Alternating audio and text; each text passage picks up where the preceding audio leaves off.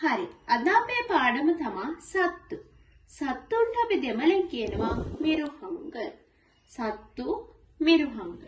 අපි බලමු පළවෙනි වචනේ අලියා. අලියට කියනවා යානේ. අලියා යානේ. කොඹු දෙකයි නයන්න තමයි නේ අකුර. අලියා යානේ. ඊළඟ කොටියා. කොටියට අපි කියනවා පුලි කියලා. කොටියට කියනවා පුලි කියලා. ඊළඟ සිංහයා. සිංහයාට අපි කියනවා සිංගම්. සිංහයා සිංගම්. දෙකම සියන්නෙන්ම තමයි පටන් ගන්නෙ.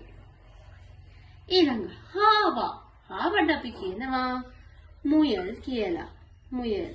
හාවා මුයල්.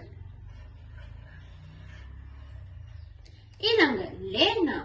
ලේනට අපි කියනවා අනිල්. ලේනා අනිල්.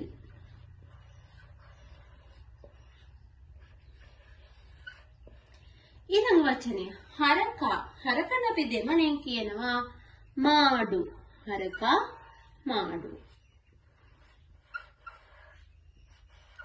ඊළඟ වචනේ එළුවා. හොඳට මතක තියාගන්න ඕන මෙතන හරකට කිව්වේ මාඩු කියලානේ. එහෙනම් එළුවට කියනවා අපි ආඩු කියලා. මෙතන ආඩු සහ මාඩු අතර මුල් අකුර විතරයි වෙනස් වෙන්නේ. ඒක පටලව ගන්න එපා. අපි බලමු සත්තු. සත්තුන්ට කිව්වා මිරුහංගල්. අලියා යානේ. කොටියා පුලි. සිංහයා සිංහ. හාවා මුයල්. ලේනා අනිල්. හරකා මාඩු. එළුවා ආඩු.